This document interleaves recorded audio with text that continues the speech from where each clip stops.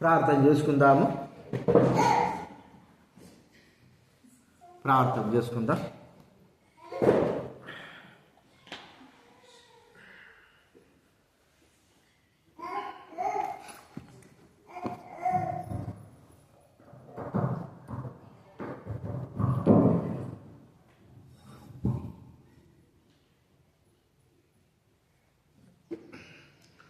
ప్రార్థన చేసుకుందాం. పరలోకమందున తండ్రి, యేసు క్రీస్తు నామమున మీకు వందనాలు చెల్లిస్తా ఉన్నా. సమయంలో ప్రభా మిమ్మల్ని స్తుతించే బాధ్యత ఇచ్చారు, ఎంతో వందనాలు. అదే ప్రకారంగా తండ్రి కీర్తనతో స్తుతించి మహిమపరిచిన వాక్యమును బట్టి మిమ్మల్ని ఆరాధించి వాక్యానుసారంగా ప్రార్థనలో నడుపుటకు సహాయం చేయండి. ఈ యొక్క నెల 2వ శనివారంగా ప్రభావం అనుగ్రహించిన స్తోత్రాలు తండ్రి. మరి 2వ శనివారం ప్రభా మేము ప్రార్థనలో గడపాలి. ప్రార్థన కొరకే నన్ను మమ్మల్ని మీరు సిద్ధపరచాల్సి స్మరణ చేస్తుంటున్నట్టు జ్ఞానం చేస్తున్నాడు. కనికరించండి ప్రభా. మీకు స్తోత్రం చేస్తూ రావాల్సిన తీసుకురండి. మేము భక్తి దయచేయండి. హృదయాలు కార్యం జరిగించండి. వారితో మీరు మాట్లాడండి. పిల్లలు పెద్దలు అందరూ విశ్వాసించుకోండి. సహాయం చేయండి తండ్రి. ప్రార్థన కొరకై మమ్మల్ని సిద్ధపరిచి దైవాక్యంగా మాట్లాడాల్సి చేస్తూ కృతజ్ఞతాపూర్వకంగా చెల్లిస్తూ యేసు నామమున ప్రార్థించి వేడుచున్నాం తండ్రి. ఆమేన్.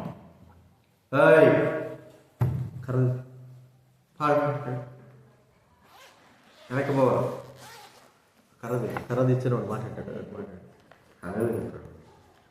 దేవుని వాక్యంలో నుండి మనం కొన్ని మాటలు చూసుకుందాం. దేవుని వాక్యంలో నుండి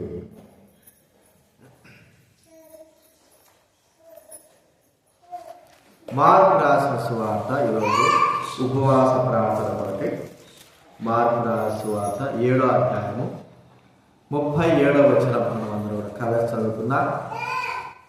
మార్కు రాసిన సువార్త 7వ అధ్యాయము 37వ వచనం మనం అందరం కూడా కలిసి చదువుకుందాం. దేవుడి వాక్యంలో దేవుడు మరి తన వాక్యం ద్వారా మనతో మాట్లాడినట్లు మార్కు రాసిన సువార్త 7:37 అందరూ కూడా చదువుకుందాం. ఈయన సమస్తమును బాగుగా చేసి ఉన్నాడు, చెవిటివారు విన్నట్లుగా మోగవారు మాట్లాడినట్లుగా చేయుచున్నాడని చెప్పుకొని అపరిమితముగా ఆశ్చర్యపడి. ఈయన సమస్తమును మరి బాగుగా చేశాడు. ఏం బాగు చేశాడు ఆయన?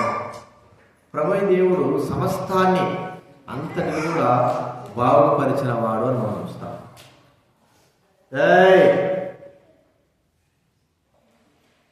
అంతా కూడా బాగుపరిచాడు. అంటే ఒక మాట చెప్పుకోవాలంటే యేసు ప్రభు వారికి అసాధ్యం అంటూ ఏది లేదని మనం ఇక్కడ చూసుకోగలుగుతాం. అసాధ్యం అంటూ ఏది లేదు, అన్నీ సమస్తం సాధ్యమే. ఒకటని కాదు, అన్నీ చేయగలరు. మరి ఏమేమి చేయగలిగినాడు? ఈ లోకంలో ప్రభువు వచ్చి ఆయన చేసిన కార్యములు మనం చూస్తే గొప్పవి. అవి ఈ లోకంలో ఏ మానవుడు కూడా అలాగా చేయలేడు. అయితే ఆ ప్రభు ఒక్కడే చేశాడు. అలాంటి ఒక స్థితి, అప్పుడున్నటువంటి స్థితే. అప్పుడు శరీర సంబంధంగా ఆయన గొప్ప గొప్ప కార్యాలు చేశాడు. ఇప్పుడు ఆత్మ సంబంధంగా ఇంకా గొప్ప కార్యాలు ప్రభు చేయనట్లు మనం ప్రార్థన చేయాలి. ఎలాగా ఆయన గొప్ప కార్యాలు చేశాడు చూడండి. ఒక మాట చూస్తే మత్తయి సువార్త 4వ అధ్యాయం. మత్తయి రాసిన సువార్త 4వ అధ్యాయము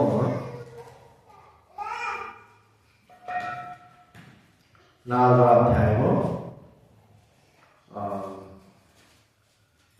వచనం మనం చదువుకుందాం. 15-16. మత్తయి సువార్త 4వ అధ్యాయం 15వ వచనం 16వ వచనం మనం అందరం కూడా కలిసి చదువుకున్నాం. దేవుని వాక్యంలో అందరూ చదువుతున్నాం. నజరేతు విడిచి జెబూలూను నఫ్తాలైన దేశముల ప్రాంతములలో సముద్ర తీరమందల కపెర్నహూమునకు వచ్చి కాపుండెను. జెబూలూను దేశమును నఫ్తాలి దేశమును యోర్దాను ఆవరణున్న సముద్ర తీరమున అన్యజనులు నివసించు గలిలయు చీకటిలో కూర్చున్న ప్రజలను గొప్ప వెలుగునిచ్చారు. మరణ ప్రదేశంలోనూ మరణఛాయలో కూర్చున్న వారి వెలుగు ఉదయించని ప్రవక్త అయిన యెషయా ద్వారా తలబడిది నెరవేరినట్టు ఇలాగూ జరిగెను. తర్వాత 24వ వచనం 24వ వచనం చూడండి. 23, 24. యేసు వారి సమాజ మందిరంలో బోధించుచు దేవుడి రాజ్యముకు వచ్చిన సువార్త ప్రకటించుచు ప్రజలలో ప్రతి వ్యాధిని రోగములు స్వస్థపరచుచు గలిలయనందు సంచరించిన ఆయన కీర్తి సిరియా దేశమంతటా వ్యాపించను. నానా విధమైన రోగముల చేతను వేదల చేతను పీడిపబడిన వ్యాధిగ్రస్తులందరినీ, దయ్యం పట్టిన వారిని, చాను రోగులను, పక్షవాయుల వారిని ఆయన వారి ఎదురు తీసుకుని రాగా ఆయన వారిని స్వస్థపరచను. చూడండి, ఇక్కడ అనేకముగా ఆయన చేసిన కార్యం మనకి ఇక్కడ కనబడతా. ఎలాగ కనబడతా ఉంది అంటే, మరి చీకటిలో కూర్చున్న ప్రజలు వెలుగును చూస్తూ వచ్చారు. చీకటి అప్పటి నుంచి మనుషుల హృదయాల్లో మనుషుల హృదయాల్లో మరి చీకటి అనేది మనము చూస్తా ఉంటున్నాం. చీకటిలో కూర్చున్నటువంటి వారికి వెలుగు అనగా చీకటిలో ఉన్నవారు వెలుగును కలిగిన వారుగా మరి దేవుడు చేశాడు. వెలుగులో చీకటిలో ఉంటున్న ప్రజలైన వారిని ఉన్నటువంటి వెలుగు, ఆ వెలుగు ఏమిటి? మనం చూస్తే ఈ దినాల్లో, ఆ దినాల్లో మరి చీకటిలో కూర్చున్న వారందరూ కూడా క్రీస్తు యొక్క రాకడకు రావడం ద్వారా వాళ్ళు వెలుగులోకి వచ్చినట్టుగా మనం చూసుకుంటున్నాం. అంటే వారి కన్నులు, వారి ఆత్మ సంబంధం నేత్రాలు, వారి మనస్సు మూయబడినట్టుగా ఉన్నప్పుడు ప్రభువు రావడము వారి హృదయంలోకి ఉన్నటువంటి ఆ పొర, లేకపోతే వారి కళ్ళలోకి ఉన్న పొర, ఆత్మ సంబంధమైన పొరను తొలగించి తేటగా చూచేటువంటి విధముగా ఆయన చేయడమే మనం చూస్తాం. చూడండి, చీకట్లో ఉన్న వారు వెలుగును చూసేది ఇదే. ఇంకా దాని గురించి మనం ఇంకా ఏం చెప్పుకోవాలంటే, ఈ దినాల్లో ఎలాగా వెలుగంటే, చీకటి ప్రపంచం అంటే మరి మానవుడు జ్ఞానం లేకోకుండా అజ్ఞాన స్థితిలో ఉంటూ మూర్ఖంతో ప్రవర్తిస్తూ మరి పాపంలో జీవిస్తుంటున్న వారికి ఆ దేశమును దేవుడు వెలుగులోకి తీసుకురావడం. వెలుగు అంటే ఏమిటి? జ్ఞానము. ఆ జ్ఞానమును దేవుడు అనుగ్రహించడం ద్వారా అనేకమైన ప్రాంతాలు, చీకటిలో ఉన్న ప్రాంతాలు వెలుగులోకి వచ్చినాయని మనం చూస్తాం. మన భారతదేశము మరి గత 300 సంవత్సరాల కింద అర్థం నుంచి చాలా చీకటి ప్రపంచముగా ఉంది. అంటే అజ్ఞాన స్థితిలో, మరి ఆచారాల పద్ధతిలో చీకటి కలిగిన వారుగా, ఏం చూస్తున్నారో తెలియని వారుగా ఉన్నప్పుడు ప్రభువైన దేవుడు ఈ భూలోకంలోకి తన యొక్క శిష్యులైన వారు తోమానే కాకుండా అనేకమైన వారు రక్షించి ఇక్కడ చీకటి ఉన్న ప్రాంతాలను వెలుగు ఉదయింపజేసేటట్లుగా, జ్ఞానం కలిగిన వారుగా, వెలుగు కలిగిన వారుగా, మరి గ్రహించేటువంటి శక్తి కలిగిన వారుగా దేవుడు చేసి ఉంటున్నాడు. ప్రియమైన వారులారా, ఈ దినాన మనం కూడా కొంత జ్ఞానం కలిగి మరి బ్రతుకుతుంటున్నామంటే దేవుడి వాక్యపు వెలుగే మనకు అని గుర్తించుకోవాలి. కాబట్టి ప్రభువైన యేసుక్రీస్తు వారు వచ్చిందేంటి? చీకటిలో ఉన్న వారిని వెలుగులోకి తీసుకో. యేసుక్రీస్తు వారు అంటాడు, నేను ఈ లోకంలో ఉన్నప్పుడు వెలుగును. కాబట్టి ఆయన లోకంలో ఉన్నాడు, వెలుగు మానవుని జీవితంలో, మరి హృదయాంతరంగంలోనే కాదు, ప్రపంచమంతటా అలుముకున్నటువంటి పాప సంబంధమైన చీకటి నుండి ప్రభువైన దేవుడు మరి తొలగించి వెలుగును అనుగ్రహించి ఉంటున్నాడు. మరి అప్పుడు వెలుగును అనుగ్రహించాడు. ఇప్పుడు మనం చూస్తే ఇప్పుడు కూడా అనేకమైన వారు చీకటిలో ఉంటున్నారు. వారు చీకటిలో ఉండడం కాదు, అన్యజనులైన వారే కాదు, లోకపై ప్రభువు నమ్మినామని చెప్పుకొని క్రైస్తవ బిడ్డలని చెప్పుకుంటున్న వారు కూడా అనేకమైన వారు చీకటి ప్రపంచంలో నడుస్తాయి ఉంటున్నారు, చీకటిలో తిరుగుతూ ఉంటున్నారు, చీకటిలో బతుకుతూ ఉంటున్నారు. ప్రేమైన వారు, ఆ దినాన ప్రభువైన దేవుడు చేసినట్టు ఆ కార్యం, ఆ దినాన ప్రభువైన దేవుడు చేసిన ఆ కార్యము ఇప్పుడు కూడా మీరు లేక స్నేహితులు వెనక మీరిద్దరూ ఒక దగ్గర కూర్చోకూడదు. ఐస్కాంతాలు వెనక ఒక్కరు వెనక్కుంటా అది ఈ పిల్ల ఒకటి, అందుకే మీరు దగ్గర కూర్చోకూడదు, దూరం వెనక. కాబట్టి వెలుగు చీకటిలో ఉంటున్న మానవుని వెలుగులో తీసుకురావడం మనం చూస్తా ఉంటాం. ప్రియమైన వారు కదా, ఇప్పుడు పరిస్థితి ఎలా అప్పుడున్నట్లుగానే ఇప్పుడు కూడా ఉంది. కానీ ప్రియమైన వారు కదా, వెలుగు మరి చీకటి ఈ ఆ మనిషి హృదయాంతరంలో కమ్ముకుని ఉన్నది. అందుకే మానవుడి గురించి వాక్యం రాబడింది, వారి మనస్సు అంధకారమైంది. ఏమిటైంది? వారి మనస్సు అంధకారంలో ఉండడం మనం చూస్తాం. కాబట్టి ఆ దినాల ప్రభువైన దేవుడు వారి వెలుగులోకి తీసుకొచ్చినట్టుగా ఈ దినాల్లో కూడా చీకటిలో నడుస్తున్న ప్రజలు ఇంత జ్ఞానం ఉన్నా కూడా మానవునికి ఇంకనూ చీకటి మానవ హృదయంలో ఉంటుంది కాబట్టి ఆ చీకటి తొలగిపోయినట్లు కూడా మనం ప్రార్థించవలసిన వారంగా ఉన్నాం. ఆ చీకటి ఎక్కడెక్కడో లోకస్తులకే కాదు, దైవబిడ్డలైన అనిపించుకుంటున్న మనకు, లేకపోతే ఇక్కడ కూర్చున్నటువంటి ఈ మందిరానికి వచ్చే వారికి, దైవబిడ్డలైన వారికి ఎంతో మంది చీకటిలో నడుస్తూ ఉంటున్నారు. చీకటి జీవితం కలిగిన వారుగా ఉంటున్నారు.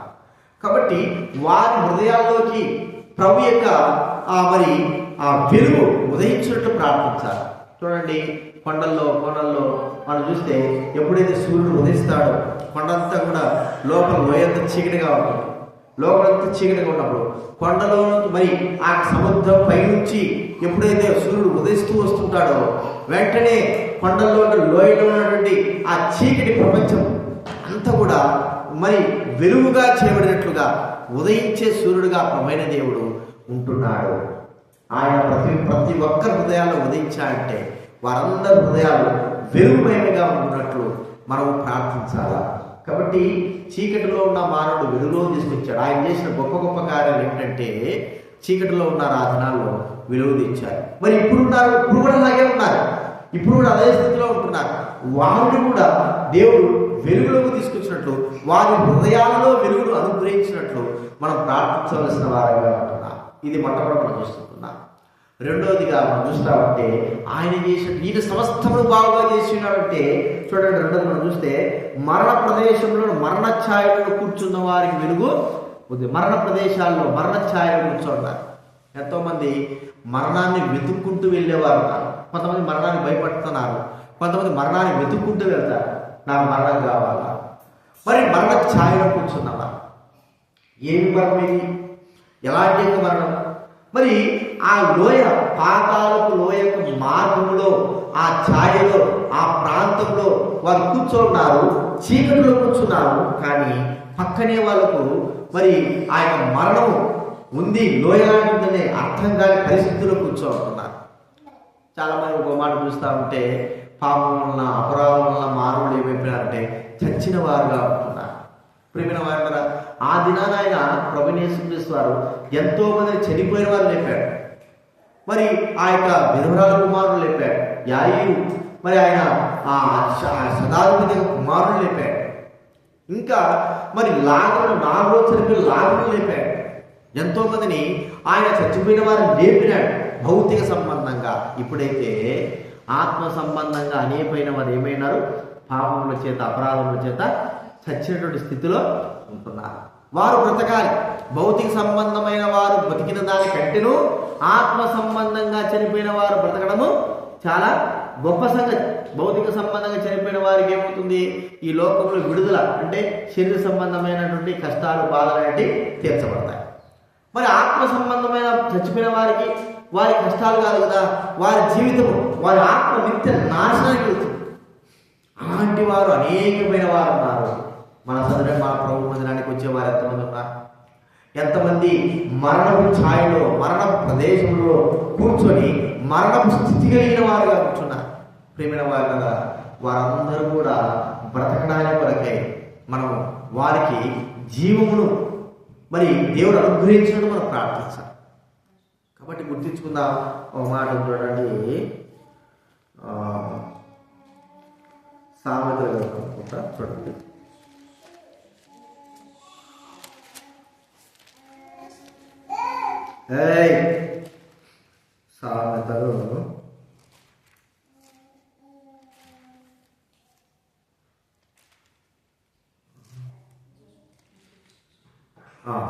సామెతలు 24వ అధ్యాయం 11-12.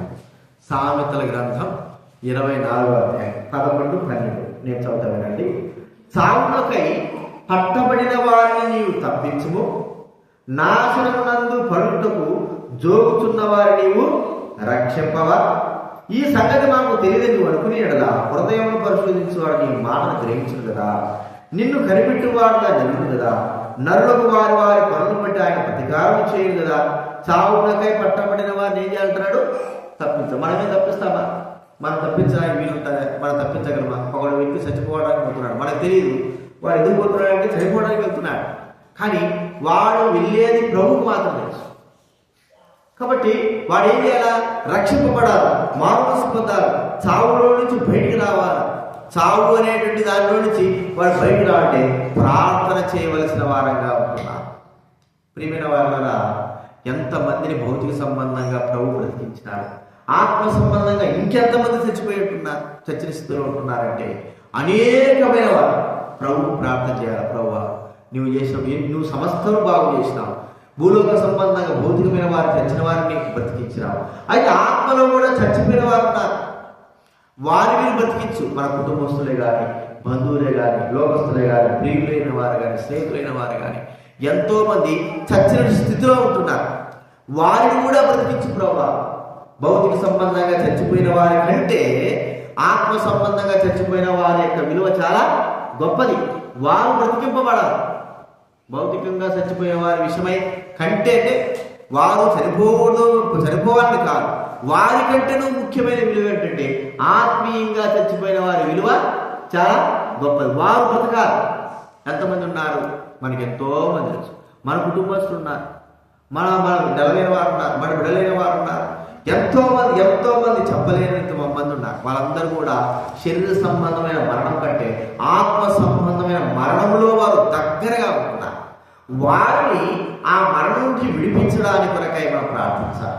చూడండి, ఇక్కడ మనం చూస్తూ ఉంటే ఈయన సమస్తమును బాగుగా చేసి ఉన్నాడు.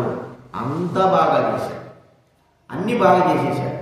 కానీ మరి మనం చూస్తే ఇప్పుడున్న పరిస్థితిలో ఆత్మ సంబంధంగా చీకటిలో ఉన్న వారిని వెలుగులో తీసుకురావడానికి కొరకై, ఆత్మ సంబంధంగా చచ్చేటువంటి స్థితిలో ఉన్న వారిని బ్రతికించడానికి కొరకై మనం ఏం చేయాలి? ప్రార్థన చేయవలసిన వారంగా ఉంటున్నాం. కాబట్టి ఇది ప్రభువుకు మాత్రమే సాధ్యం.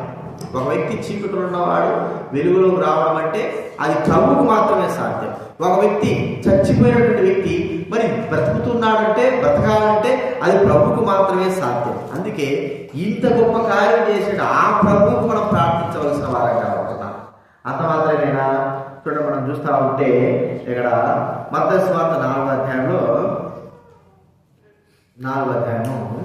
24వ వచనంలో 24వ వచనం, ఆయన కీర్తి సిరియా దేశమంతటా వ్యాపించను, నానా విధములైన రోగముల చేతను వేదనల చేతను పీడింపబడిన వ్యాధిగ్రస్తులను అందరినీ, దయ్యము పట్టిన వారిని, చాంద్ర రోగులను, పక్షవాయువులు వారి తీసుకురాగా ఆయన వారిని స్వస్థత, నానా విధములైన రోగముల చేత పీడితులైనటువంటి వారు, వ్యాధిగ్రస్తులైన వారు, దయ్యములు పట్టిన వారు. చూడండి ప్రియమైన వారిని, దయ్యములు పట్టిన వారు, వ్యాధిగ్రస్తులైన వారు, వీళ్ళందరూ కూడా నానా రోగముల చేత బాధింపబడుతున్న వారు కూడా ఉంటున్నారు. అంటే దయ్యం పట్టిన వారు ఏమైపోతున్నారు? వారు దేవుడికి దూరమైపోతా ఉంటున్నారు. అపవాది హస్తములకు బలైపోయిన వారుగా ఉంటున్నారు. అపవాది చేతి క్రింద దాసత్వం క్రింద ఉంటున్నారు. ఎంతమంది ఉంటున్నారంటే చెప్పలేనంత మంది ఉన్నారు అపవాది కింద. పైకి మాత్రమే మరి దైవబిడలుగా కూర్చుంటున్న వారు ఉన్నారు, కానీ అపవాది కింద ఉన్నవారు ఎంతో మంది ఉన్నారు. వారందరూ విడిపింపబడాలి. వారందరూ అపవాది యొక్క చేతుల నుంచి వారు విడిపింపడాలి. ఇశ్రాయేలు ఎలాగైతే ఐగుప్తు రాజు యొక్క చేతుల నుంచి విడిపింపబడినట్లుగా మరి అనేకమైన వారు అపవాది యొక్క చేతుల నుండి, వారి హస్తం నుండి, వారి బానిసత్వం నుండి విడిపింపబడాలి. కాబట్టి ప్రియమైన వారిని మనం గుర్తించుకుంటే అపవాది చేతుల నుంచి విడిపింపబడడం అంటే అంత తేలికైన విషయం కాదు. ప్రియమైన వారిలా వారి చేతుల నుంచి విడిపించబడడానికి కొరకై ప్రభు మానవుడికి ఏర్పాటు చేసిన ఒక మార్గము ఆయనే కలగజేశాడు. తన ప్రాణాలు అర్పించి రక్తము గార్చి విశ్వాసం అనే దాన్ని ఆయన ప్రభు దేవుడు మన మధ్య ఉంచినప్పుడు అనేకమైన ఎవరైతే విశ్వసిస్తారో వారందరూ కూడా మరి సాతాను నుంచి, పాపం నుండి విడిపింపబడేవారు ఉన్నారు. ఎంతమంది లేరు సాతాను నుంచి, పాపం నుంచి విడిపింపబడని వారు ఉన్నారు. వారి హస్తములకు, వారి యొక్క మరి బంధాలతో ఎంతమంది ఉన్నారంటే ఎంతో మంది ఉన్నారు. ప్రియమైన వారు ఎంతో మందిని వారి పాపం నుండి అపవాది, మన బాధ్యత 13 సంవత్సరాల నుంచి మరి దయ్యం పట్టినటువంటి స్త్రీ కదా, నడుము వంగిపోయినటువంటి స్త్రీ, ఆమె ఏం చేసింది? 13 సంవత్సరాల నుంచి దయ్యం బట్టి నడుము వంగిపోయి ఎంతో నిలబడలేని పరిస్థితి, గూనిగా నడుస్తుంది. ప్రభు ఆమె మీద చేతులు పెట్టగానే సాతాను నుండి ప్రభు అన్నాడు, అపవాది బంధించిన ఈమె కదండి మాట మనం చూస్తాము. మత్తయి సువార్త, లూకా సువార్త 13వ అధ్యాయం, లూకా సువార్త 13వ అధ్యాయము 11వ వచనం నేను చదువుతానండి. లూకా సువార్త 13:11. 18 ఏళ్ల నుండి బలహీనపరచు దయ్యము పట్టిన ఒక స్త్రీ అచ్చట నుండేనో. ఆమె నడుము ఉంగిపోయి ఎంత మాత్రం చక్కగా నిలవబడలేకుండా యేసు ఆమెను చూచి రమ్మని పిలిచి, అమ్మా, నీ బలహీనత నుండి నీ విడుదల పొంది ఉన్నావని ఆమెతో చెప్పెను. చూడండి 16వ వచనంలో, ఇదిగో 18 ఏళ్ల నుండి సాతాను బంధించిన అబ్రహాము కుమార్తె అయిన ఈమెను విశ్రాంతి దినమందు ఈ కట్ట నుండి విడిపింపదగదా. 18 ఏళ్ళు కదా, 18 ఏళ్ళు అంటే 13 కాదు, 18 ఏళ్ళు. మరి ఆమె చూస్తా ఉంటే ఆ యొక్క 7 దయ్యాలు పెట్టినట్టు మగ్ధలేని మరియా కదా, ఆమె కూడా ఏం చేశాడు, ఆయన శరీర సంబంధంగా విడిపించాడు. అంత మాత్రం సేన అంటే 2000 దయాలు పట్టినోడు విడిపించాడు. సేన అనేవాడిని 2000 దయాలు. అంత మాత్రం కాదు, మరి ఆ యొక్క సమాజ మందిరంలో దయ్యం పట్టిన వాడిని విడిపించాడు. అంత మాత్రమేనా, ఒక చిన్న కుమారుడు మోగదయ్యం పట్టినవాడు, చెడు దయ్యం పట్టినవాడు, వాడిని కూడా విడిపించాడు. ఇలాగ ఎంతమంది ఎంత వేల మందిని ఆయన శరీర సంబంధంగా దయ్యాలు పట్టిన వారు విడిపించాడు. అయితే ఆత్మ సంబంధమైన దయ్యం పట్టినవారు అంటే దేవుడి మందిరానికి వస్తారు ఉన్నారు, కానీ దేవుడి మాట వినుకోకుండా దయ్యం మాట వినేవారు ఉంటారు. దేవుడి దగ్గరకు వస్తారే ఉంటారు, కానీ దేవుడి క్రియలు కాకుండా దయ్యం క్రియలు చేసేవారు ఉంటారు. దేవుడి దగ్గరకు వస్తానే ఉంటారు, కానీ దేవుడి మాట కంటే దయ్యానికి ఎక్కువ విలువించేవారు ఉన్నారు. అంటే వారు ఎట్లుంటారు, మరి మన పక్షాలే ఉన్నట్టున్నారు, కానీ అపవాది యొక్క క్రియలు నేర్చుకునేవారుగా వాడి యొక్క మాటల ప్రకారం ప్రవర్తించేవారుగా ఉంటున్నారు. ఎంతమంది లేరు చెప్పడానికి వీలేదు.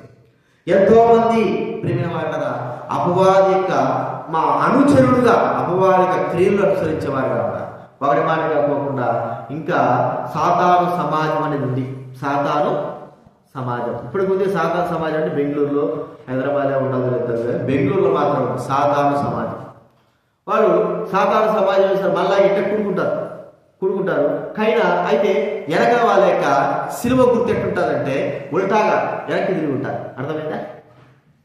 వెనక్కి తిరిగి ఉంటారు, సిలువ గుర్తు వెనక్కి తిరిగి ఉంటారు.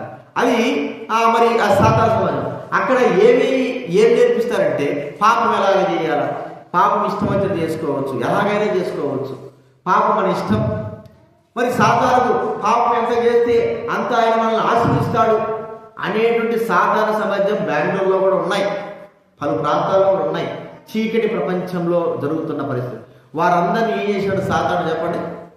బంధించేశాడు. వారందరినీ వాడిగా బంధించేశాడు. అయితే ప్రతి ఆత్మ ప్రభుది కాబట్టి ఎవరు కూడా నశించుకోవడం ఆయనకి ఇష్టం లేదు కాబట్టి వాని చేతుల నుండి విడిపింపబడడానికి వరకే మనం ప్రార్థన చేయాలి. ఎంతమంది ఉన్నారు సాతాను యొక్క హస్తములలో? మన కుటుంబస్తులు లేరా, మన బంధువులు లేరా, మన స్నేహితులు లేరా, మన వారైన వారు ఎంతమంది లేరు? ఎంతో మంది వాడి హస్తాలతో ఉంటున్నారు. ప్రియమైన వారులారా, వాడి హస్తముల నుండి ప్రభు విడిపించడానికి వరకే మనము ప్రార్థించాలి. ఆ దినాల్లో అనేకమైన దయ్యాలు బట్టి విడిపించాడు భౌతిక సంబంధంగా. ఈ దినాల్లో ఆత్మ సంబంధంగా అనేకమైన వారిని ఆవరించిన సాతానిక హస్తం నుండి విడిపించడానికి వరకే ప్రార్థన చేయాలి. కాబట్టి ఈ మూడోది కూడా చూస్తూ ఉంటే సాతాను సంబంధమైనటువంటి వారు ఉన్నారు. వారు సాతానిక క్రియలు నేర్చుకునేవారు. ప్రభు మందిరానికి రాకుండా ప్రభుకు దూరమైపోయి పైకి మాత్రం ఉన్నట్టు వాళ్ళందరూ కూడా సాతానిక అనుచరులుగా, అంటే సాతాను మాటలు నెరవేర్చేవారుగానే కానీ దేవుడి మాట నెరవేర్చేవారు కాదు. కాబట్టి అలాంటి వారు మన మధ్య ఉన్నారు. మన మధ్యనే కాదు, లోకంలో ఎంతో మంది ఉన్నారు. వారందరికీ విడుదల కావాలి. ప్రభువైన దేవుడు ఆ 18 ఏళ్ల దయ్యం పట్టిన వ్యక్తిని విడిపించినట్టు స్త్రీని, మరి 7 దయాలు పెట్టిన మగ్ధలేని మరియని విడిపించినట్లు, సేనాదయాన్ని 2000 దయాలు పెట్టిన ఒక వ్యక్తిని సేనాదయాన్ని విడిపించినట్టు, మరి 2 వ్యక్తులు దయాలు పెట్టిన వారు సమాధులు ఉన్న వారిని దేవుడు విడిపించినట్లు, ఇంకా సమాజ మందిరంలో దయ్యం పెట్టిన వాడిని దేవుడు విడిపించినట్టు, మోగదయ్యం చెవిడి దయ్యం పెట్టిన వాడిని విడిపించినట్లు అనేకమైన వారు దైవులైన వారికి ఆవరించిన సాతాను శక్తులన్నింటినీ కూడా మరి పట్టిన వారిని విడిపింపబడినట్లు కూడా మనం ప్రార్థన చేయాలి. ఏది ప్రాముఖ్యమో శరీర సంబంధమైనటువంటి మరి ఆ యొక్క సాతాను పెట్టినటువంటి దయ్యము కంటెను ఆత్మ సంబంధంగా దయ్యం పట్టిన వారిని మనం విడిపించుకోవడము చాలా కష్టతరమైంది. దానికి మనం ఏం చేయాలంటే ప్రార్థన చేయాలి. శరీర సంబంధం పెట్టినటువంటి నేను చెప్తున్నాను అన్నమాట. శరీర సంబంధం పెట్టినటువంటి దయ్యం విడిపించడానికి దయ్యాలు విడిపించడం ఉంటారు కదా. శివరుగడ్డలు తీసుకొని వ్యాపారం పెట్టి అది ఇది చేసి అని చెప్తారు. అవి విడిపించేటట్టు ఉంటారు. అది కాదు ముఖ్యం, అంతకంటే ప్రాముఖ్యం అపవాది మానవ హృదయాన్ని వశపరుచుకొని వాడిని తన వశం చేసుకుని నడిపించేది ఆత్మ సంబంధమైనటువంటి దయ్యం. ఇది ప్రాముఖ్యమైనది. ఈ శరీర సంబంధ దయ్యము, ఇప్పుడు శరీర సంబంధ దయ్యము 18 నెలల నుంచి పట్టిన ఏమైపోయింది, విడుదల పొందింది. మరి 2000 దయ్యం పట్టినటువంటి వాడు కొన్ని దినాలు విడుదల పొందినాడు.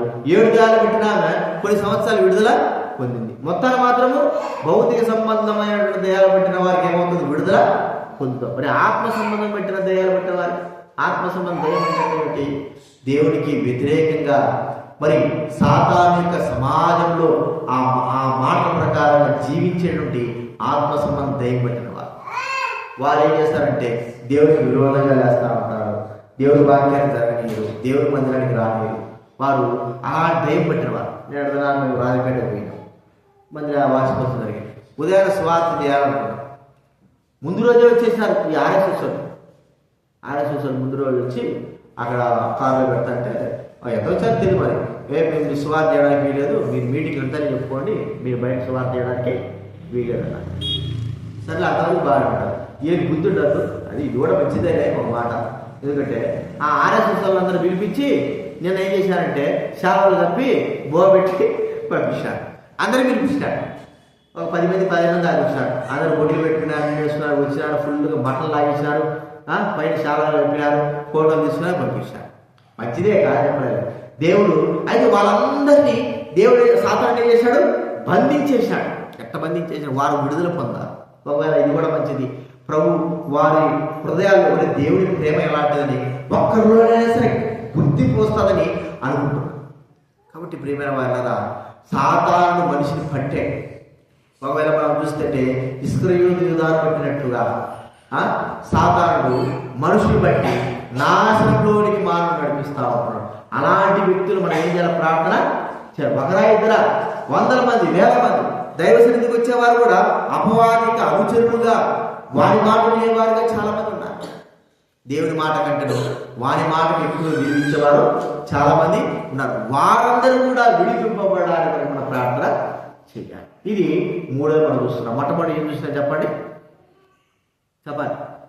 మొట్టమొదటి ఏం చూసినాం, చీకటిలో ఉన్న మానవులు, లోకంలో చీకటి, లోకమే చీకటిలో ఉంది, చీకటిలో ఉన్న మానవులు వెలుగులోకి తీసుకొచ్చినాడు దేవుడు చాలా.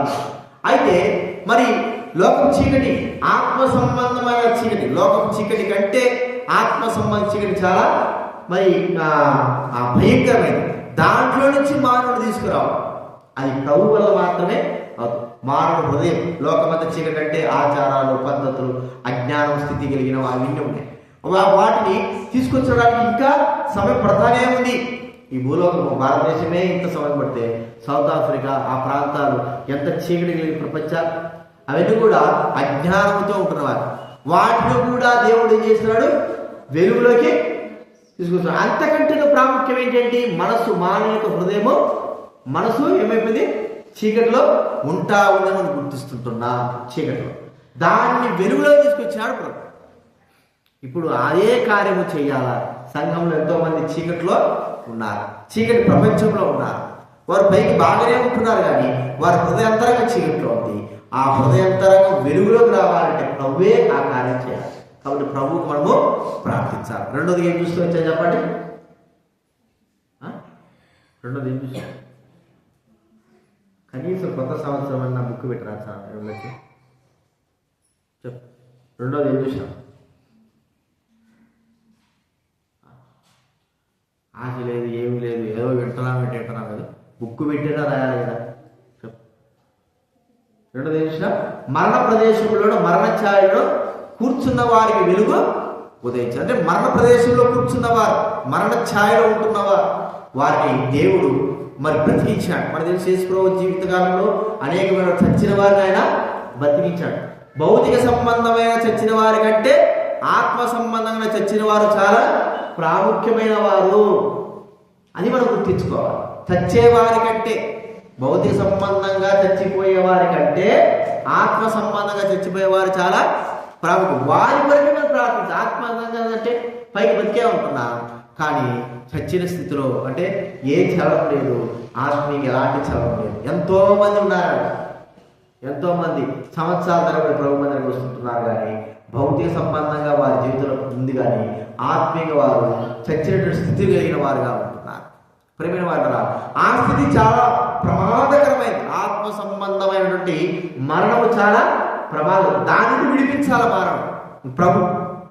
కాబట్టి భౌతికంగా చచ్చిపోయిన వారిని ప్రభు మరి కాపాడాడు, వారిని బ్రతికించాడు. అంతకంటే ఆత్మీయంగా చచ్చిన వారిని ప్రభు మరి బతికించినట్లుగా మనం ప్రార్థించాలి.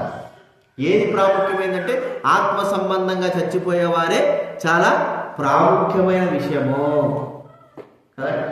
కాబట్టి గుర్తించుకుందాం, ఆ ప్రభు ఆ కార్యం చేయాలి. అనేకమైన వారిని బ్రతికించాడు ఆయన. మరి ఆత్మీయంగా చచ్చేవారిని కూడా, చస్తున్న వారిని కూడా బ్రతికించినట్టు కూడా ప్రార్థిద్దాం. మూడోది ఏం చూస్తూ వచ్చా చెప్పండి, చెప్పండి. మూడోది చూసి దయ్యాలు పట్టిన వారు, సాతాను పట్టిన వారు, భౌతికంగా దయ్యాలు పట్టిన వాడు 18 సంవత్సరాల దయ్యం పట్టిన ఆమె, మరి సేనాదయం పట్టిన వ్యక్తి, మరి 7 దయాలు పట్టినటువంటి మగ్ధలేని మరియ, ఇంకా అనేకమైన దయాలు పట్టిన వారిని విడుదల చేసే ప్రియమైన వారు. శరీర సంబంధంగా దయ్యం పట్టిన దానికంటే ఆత్మ సంబంధంగా సాతాను పట్టినటువంటి వ్యక్తి చాలా ప్రాముఖ్యమైన వ్యక్తి. ఆ వ్యక్తి దేవుడికి సదాకాలం దూరమైనవాడు. కాబట్టి సాతాను అక్కడి నుంచి తొలగించడానికి కొరకై మనం ప్రార్థన చేయాలి. ఆ వ్యక్తి సాతానిక ఉచ్చుల్లో నుంచి, మా బంధకాల నుంచి బయటికి రావడానికి కొరకే ప్రార్థించాలి. ఎంతమంది ఉన్నారంటే చాలా మంది సాతాను సమాజంలో చేరేవారు, చాలా మంది సాతాను యొక్క అడుగుజాడలు నడిచేవారు, సాతాను యొక్క మరి వారి యొక్క అడుగుజాడలు, వారి క్రియలు నెరవేర్చేవారు చాలా మంది ఉన్నారు. వారందరూ కూడా విడిపోవాలి. చివరిగా మనం చూస్తా ఉంటే ఇదే మత్తయి సువార్త 4వ అధ్యాయంలో చూడండి.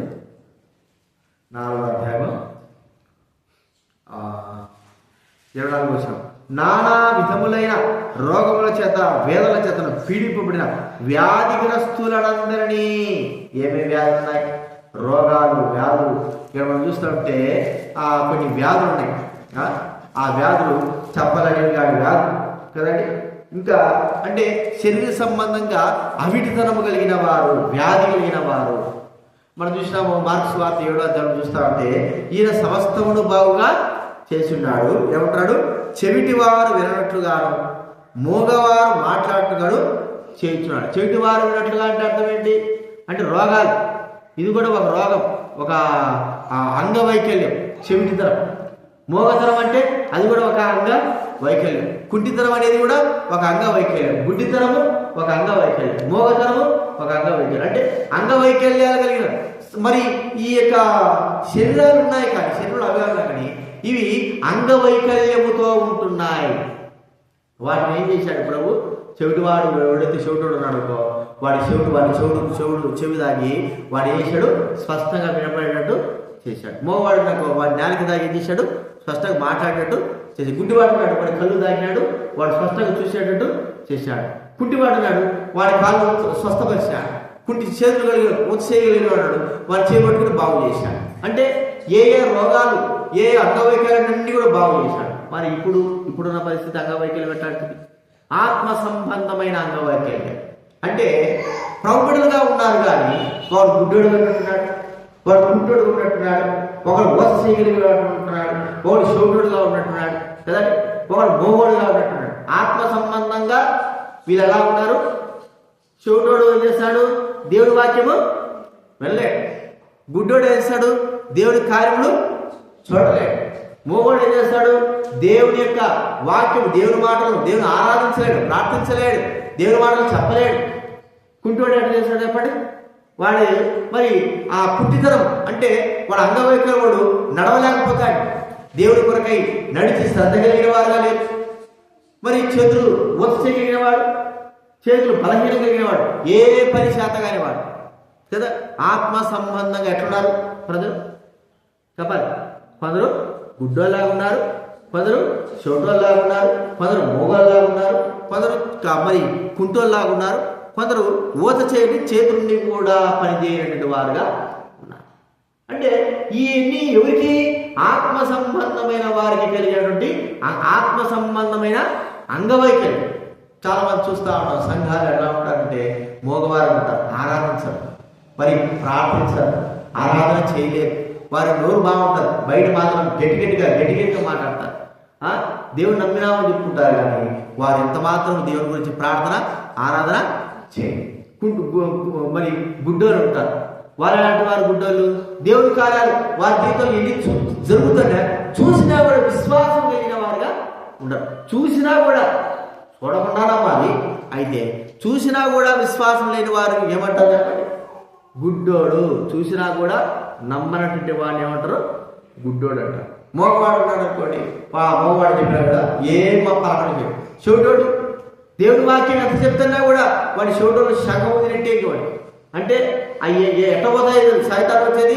దేవుడి వాక్యాన్ని ఎత్తుకునేవి. ఇన్ని సంవత్సరాల నుంచి మనం దేవుడి వాక్యం వింటున్నాము, మనం కూడా ఎలాగ వింటున్నాం? చెవిటోళ్ళ అయిపోయాం అంతేనా? ఆ వాక్యం విన్నప్పుడు ఏమవుతుంది? అది మన హృదయాల్లో పనిచేస్తుంది. అంటే అందుకే యేసుప్రభువు వారు చెప్పింది చెవులు గలవాడు వినుగాక, అంటే వినలేకపోవడము చెవిటితనము అని మనం చూస్తా ఉంటున్నాం.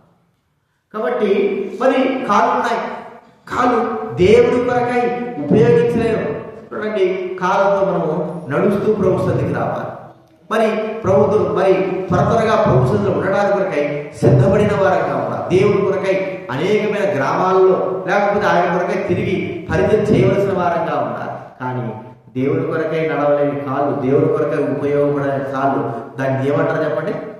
ఆత్మ సంబంధమైన కుంటితనం. ఉదయం అంతా కూడా పని చేసుకుని అక్కడెక్కడ తిరిగి వస్తాము, దేవుడి సన్నిధికి రమ్మంటే మన కాళ్ళు ఏమైపోయినట్టు? చచ్చిపడిపోతాయి కదా. ఉదయం అంతా పని చేస్తాం. మరి లోకంలో ఉదయం సాయంత్రం మన చేతుల్లో కష్టపడి పని చేస్తాం. సాయం మరి దేవుడి పని ఒక అరగంట చేయడానికి మన చేతులు చచ్చిపడిపోయి ఉంటాయి. ఆత్మ సంబంధంగా మనం చూస్తాం. ఈ ఆత్మ సంబంధంగా ఈ చేతులు బలంగా ఉంటాయి. శరీర సంబంధమైన చేతులు కూడా ఎలా ఉంటాయి చెప్పండి? బలంగా ఉంటాయి. ఇప్పుడు మీరు టీవీలో చూస్తూ ఉంటారు, ఒక అమ్మాయికి రెండు చేతులు, కానీ ఆ అమ్మాయి బాణం వేసేటట్టు ఒక ఆట ఉంటుంది. బాణాలు గురి కొడతారు కదా, ఆ గురి వేసే ఆట ఉంటుంది. బాణం కాళ్ళతోనే ఏం చేస్తుంది అమ్మాయి? చేతులు లేవు కదా. అంటే ఆ అమ్మాయికి ఏమున్నాయి? ఆత్మ సంబంధమైన చేతులు ఉన్నాయి. కాబట్టి వాటి మీద గురి పెట్టింది కాబట్టి చేతులు లేకపోయినా పర్వాలేదు, కానీ దాంట్లో ఆమె ఉత్తీర్ణత, మరి గొప్పగా ఆమె గొప్ప స్థానం సంపాదించింది. కాళ్ళు లేని వాళ్ళు ఉన్నారు, వారు ఎంతగా చేస్తున్నారు. వారిగా ఆ కాలు లేకపోయినా కూడా వాళ్ళు దేశాలు ఒక ఆయన కాలు చేతులు లేని చిన్న పొట్టి ఉంటాడు. ఆయన మనం చూస్తే విదేశాలు ఉంటాడు. ఆయన దేశాలు తిరిగి కాళ్ళు అంతే ఉంటాయి, చిన్న కాలు. దేశాలు తిరిగి ఆయన ఏం చేస్తాడంటే సువార్త ప్రకటన చేస్తాడు. కాలు ఉండి మనం ప్రభు మందిరానికి రాలేకపోతున్నా, ప్రభు సభలో రాలేకపోతున్నాం, అంతేనా? కళ్ళు లేనటోళ్ళు ఎంతమంది దేవుడి సేవ చేస్తున్నారు. కళ్ళు లేకపోయినా సరే వారు ఎంతో కూడా వారు ఆత్మ సంబంధమైన మనోనేత్రమైన వారు. ఇప్పుడు ఇవన్నీ అంగవైకల్యం, ఆత్మ సంబంధ అంగవైకల్యం ఎవరుకున్నట్లు చెప్పాలి? దైవ బిడ్డలైన మనకే. లోకస్తులైన వారికి చేతులు లేకపోయిండొచ్చు, కళ్ళు లేకపోయిండొచ్చు, మరి నోరు మాట లేకపోయిండొచ్చు, శివుడు ఏడబడిపోయిండొచ్చు. వీటన్నిటినీ ప్రభు దేవుడు శరీర సంబంధంగా స్వస్థపరిచాడు. ఆయన తన శక్తి చేసి స్వస్థపరిచాడు. అయితే ఆత్మ సంబంధంగా మనం కూడా అలాగే ఉన్నాం కదా. కాబట్టి మనకు కూడా ఏం కావాలి? ఆయన యొక్క స్వస్థత కదా. మన కళ్ళకు స్వస్థత, నోటికి స్వస్థత, చెవులకు స్వస్థత, చేతులకు స్వస్థత, కాళ్ళకు స్వస్థత. కాబట్టి వీటన్నిటికీ స్వస్థత కావాలి, ప్రభువే స్వస్థపరచాలి. ఇప్పుడు ఇవన్నీ ఎట్లున్నాయంటే అన్నీ బాగానే ఉన్నాయి, కానీ ఇవన్నీ కూడా అందుకే మనము దేవుడి కార్యాలు చేయలేకపోతున్నాం, దేవుడి కార్యాలు చూడలేకపోతున్నాం, దేవుడి మాటలు వినలేకపోతున్నాం, దేవుడి పనులు అధికంగా చేయలేకపోతున్నాం, దేవుడి కొరకే నడవలేకపోతున్నాం, దేవుడి స్థితిలో ఉండలేకపోతున్నాం. ఎంత అంగవైకల్యం కలిగిన వారంగా ఉన్నాం. అన్నీ బాగానే ఉన్నాయి, కానీ అంగవైకల్యం అంటే చూడండి, ఏదైనా పని చెప్పిన అనుకోండి, వెంటనే మనలో నిరుత్సాహం, చేతులు లేని వాడలాగా ప్రవర్తించేస్తాం. అర్థమైనా? ఇక్కడి నుంచి ఏదైనా పని అక్కడ పోయి ఏదైనా తీసుకురామని చెప్పామనుకో, కాళ్ళు లేని వాళ్ళలాగా ప్రవర్తించేస్తాం. అర్థమైనా? దేవుని కార్యాలు జరుగుతూ ఉంటే, దేవుని కార్యాలు చూస్తేనే నేర్చుకుంటే కళ్ళు లేని వాళ్ళలాగా మనం చూడలేని వాళ్ళలాగా ఉంటాం. దేవుని మాటలను వినిపింపడతా ఎక్కడ ఉంటామంటే ఎప్పుడు మనం కూడా మన శివుడు చూడటంలాగా ఆ వాక్యం వినలేని వారిలాగానే ఉంటాం. అంటే ఇవన్నీ ఏమిటి మనం చూస్తే భౌతిక సంబంధమైన, చెప్పండి, భౌతిక సంబంధమైన కాకుండా ఆత్మ సంబంధమైన అంగవైకల్యాలు, ఆత్మ సంబంధమైనటువంటి రోగాలు, వీటికి స్వస్థత ప్రభు ఇవ్వాలి.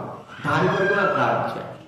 కాబట్టి భౌతిక సంబంధమైన దానికంటే ఆత్మ సంబంధమైన దానికి చాలా విలువ ఉంది. కాబట్టి భౌతిక సంబంధమైన వాటి విషయమై మరి ఎలా ఉన్నాము, ఆత్మ సంబంధం విషయమై ఎలాగ ఉండాలి, ప్రభు యొక్క సహాయం కోరుకోవాలి. ఈ 4 గంటల విషయాలను గుర్తుపెట్టుకొని ప్రభు సన్నిధిలో ప్రార్థనలో గడుపుతాం. ఈ విషయాలు జ్ఞాపకం ప్రార్థన చేసుకుందాం. ప్రార్థన చేసుకుందాము. ప్రార్థన మరి మీ అంశాలు ఏమైనా ఉంటే చెప్పండి. లేకపోతే పేపర్ ఉండాలి. ఈ పేపర్లో మనకి పేపర్లు కావాలని పేపర్లు ఉంటాయి. పేపర్లో రాసి మాకు ఇవ్వండి, మేము ప్రార్థన చేస్తాము. తర్వాత గొట్టి ముక్కల అదే జానన్న మన డేవిడ్ కుమార్తెకు